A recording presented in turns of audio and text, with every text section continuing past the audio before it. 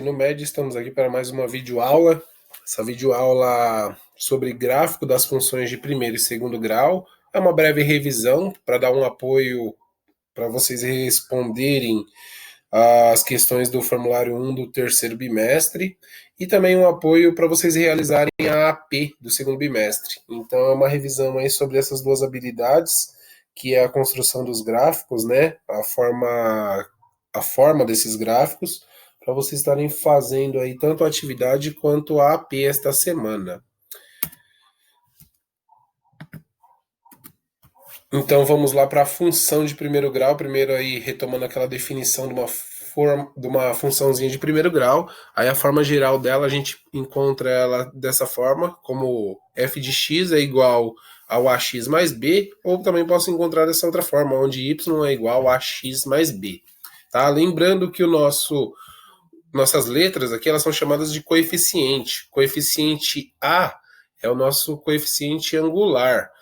E o nosso coeficiente B é o coeficiente linear, nosso termo independente, tá? Termo independente porque ele nunca está acompanhado de uma letra. O coeficiente A, no caso aqui, está acompanhado do nosso x, certo? O coeficiente B, ele tem esse nome de linear, pois ele é onde ele corta o eixo das ordenadas no plano cartesiano. Lembrando aí do plano cartesiano que nós temos o eixo das ordenadas, que é o eixo y, e o eixo das abscissas, que é o eixo x.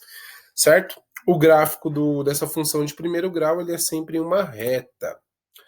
Então aqui, indo para o lado dos coeficientes, para a gente analisar, nós temos aí quando o coeficiente A é maior do que zero, então um número positivo, a gente tem uma reta crescente, tá? Para a gente identificar quando no gráfico, tanto da reta quanto qualquer outro tipo de gráfico onde nós temos uma crescente, nós devemos analisar sempre da esquerda para a direita. E no segundo caso, quando o coeficiente A ele é diferente de. Ele é diferente, não, desculpe, ele é menor do que zero. Quando o número é negativo, nós vamos encontrar uma reta decrescente, tá? Então, aqui nesse caso, também, tanto na função de primeiro grau, como em outros tipos de gráfico que você vai analisar, quando a gente analisa sempre da esquerda para a direita, você verifica esse movimento. Aqui nós temos um movimento de queda, então, um movimento decrescente. Aqui onde está escritinho a raiz, aqui é raiz ou zeros da nossa função, é onde o nosso gráfico corta o eixo x. E aqui tem o nosso coeficiente b, né, que é o linear. Estão vendo aqui? É onde a nossa reta corta o nosso eixo das ordenadas, o eixo y. Tá? Então aqui nós temos mais uma demonstração aqui do nosso coeficiente b. Ó. Então o coeficiente b ele corta sempre a nossa reta da ordenada no ponto 0 de x, né? Porque o 0 de x vai estar aqui, e algum número do nosso y, né? Esse aqui é o nosso coeficiente linear, então. E por mais uma vez aparecendo aqui o zero da minha função. O zero da função é quando eu substituo aquela equação e eu tenho por um número e eu tenho como resultado o zero. Então o zero da função é onde corta o eixo x. Isso vale tanto para essa função como nós vamos ver mais à frente aí agora, que é também na função de segundo grau, ok?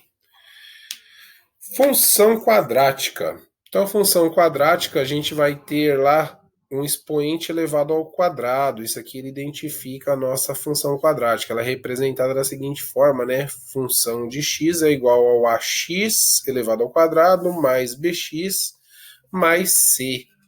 Então aqui nós temos, sempre para identificar uma função quadrática, nós temos que ter o termo elevado ao quadrado, ok? Então a gente, se não tiver o termo elevado ao quadrado, nós não teremos uma função quadrática.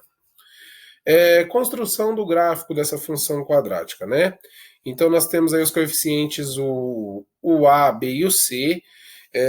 O coeficiente A, ele identifica o que no nosso gráfico? A nossa concavidade, né? Ó, essa volta aqui, ó, que é a concavidade do gráfico, se ela está voltada para baixo ou se ela está voltada para cima, tá? Então, ó, se o A for maior, né, sinalzinho de maior do que zero, concavidade é voltada para cima. Então, A maior do que zero, se o seu número A lá for, o primeiro número, for maior do que zero, você sempre vai encontrar o gráfico nesta forma aqui, ó, concavidade voltada para cima. Agora, se o nosso A for negativo, a nossa concavidade vai estar voltada para baixo, tá? Então, A menor do que zero, ok? E o nosso coeficiente C, também conhecido como nosso termo independente, ele identifica onde o nosso gráfico da função quadrática corta o eixo da ordenada, o eixo y aqui, ó. Então aqui nós temos o nosso coeficiente C, tá? Coeficiente C, então ele, como na função de primeiro grau nós temos um coeficiente linear que é o B, nesse caso aqui nós temos o coeficiente C que identifica onde a nossa parábola aí ela é cortada ali, né? Onde ela corta o eixo das ordenadas. Então, a função quadrática, gente, para a gente determinar aí os zeros da função, nós devemos igualar a zero, né? Utilizando a nossa fórmula do Bhaskara. Aqui eu só estamos trabalhando hoje os gráficos, então não vou demonstrar a fórmula do Bhaskara. Aí já trabalhamos até lá no comecinho do bimestre, do começo do ano, dei um exercício de Bhaskara, alguns conseguiram responder, né? Então, através da fórmula do Bhaskara, a gente encontra os zeros da função, certo? No meio dessa fórmula, a gente vai encontrar o valor de delta. E quando a gente encontra o valor de delta, dá para a gente saber quantas raízes nós vamos encontrar nesta função. Então, quando eu tenho o delta maior do que zero, eu vou encontrar duas raízes reais diferentes. Quando eu tiver o delta igual a zero, as duas raízes que eu encontrar vai ser igual. E quando eu encontrar o delta menor do que zero, não vai existir raiz real, né? Então isso no gráfico ele significa o quê? Ó? As raízes da função é onde a nossa parábola ela corta aí o eixo x, tá? Por onde ela passa aqui, ó, o eixo x, ó. Então isso aqui é uma raiz, aqui é outra raiz. Aqui nesse caso, ó, nós temos duas raízes reais diferentes. Neste outro caso aqui também eu tenho duas raízes reais diferentes. E aqui o que muda essa parábola? É de acordo com o nosso coeficiente A, né? Aqui, ó, maior do que zero, a parábola com cavidade voltada para cima, e menor do que zero, ela voltada para baixo, ok? Então aqui nós temos aí para encontrar o valor de delta, você vai utilizar esta fórmula em B ao quadrado menos 4 vezes o A vezes o C. E a gente pode verificar aí, depois de encontrar o delta de certas funções, nós vamos encontrar isso aqui, ó. Primeiro caso, para delta maior do que zero, vou ter duas raízes. Então, a minha parábola corta o eixo x, ó, em dois lugares, certo? Segundo caso, quando o delta é igual a zero, eu só vou ter uma raiz real. Então, significa que o meu gráfico ele vai fazer isso aqui, ó, passar somente por um ponto no eixo x e subir. Ou ele pegar e passar somente um ponto no eixo x e descer, certo? E quando eu não tenho raízes reais, que é o caso de quando eu encontro um delta negativo. Quando eu encontro um delta negativo, então a minha parábola ela não passa pelo eixo x, ela não encosta nele, né? Então não tem a raiz real. Não tem um lugar específico onde ela corta o eixo ou que ela encosta no eixo, certo? Então esses são os três tipos de casos que nós temos aí com relação às raízes da função, também chamado como zeros da função, você pode pegar em algum exercício, ok? Então aqui mais uma demonstração, né? Ó, quando o delta maior do que zero, ela corta em dois lugares, quando o delta igual a zero em um lugar só, e quando o delta menor do que zero, ela não vai encostar lá no eixo x. Pontos de máximo e mínimos da função quadrática. Então nós temos os pontos de máximo e os pontos de mínimo. Isso significa o quê? Até onde a nossa parábola vai, né? O ponto de máximo é até onde ela cresce e onde ela volta a decrescer. E o ponto de mínimo é até onde ela cai, né? E volta a subir novamente. Também chamado de vértice da parábola. A gente encontra aí esses ponto máximo e mínimo utilizando as seguintes fórmulas aí. Para um ponto máximo e mínimo, a gente vai utilizar o menos delta igual a 4 vezes o A. E para eu encontrar o x do vértice? O x do vértice, gente, é em qual parte do x, em qual valor de x eu vou estar para a minha função estar no ponto máximo ou estar no ponto mínimo, né? Então, o x do vértice é menos b dividido por 2a. Então, num exercício, por exemplo, em quanto tempo se passará para chegarmos ao ponto máximo, né? Então, o ponto máximo vai estar relacionado ao y do vértice, que é o topo. Só que o tempo ele estará relacionado ao eixo x, né? Quanto tempo se passou desde o início para eu chegar lá no ponto máximo, certo? Então, são dois tipos de cálculo que você deve fazer. Vamos para um exercício aí, ó. É da PUC, né, de Campinas. Então tá lá. Considere a função dada por y é igual a 3t ao quadrado menos 6t mais 24, na qual y representa a altura em metros de um móvel no instante t em segundos.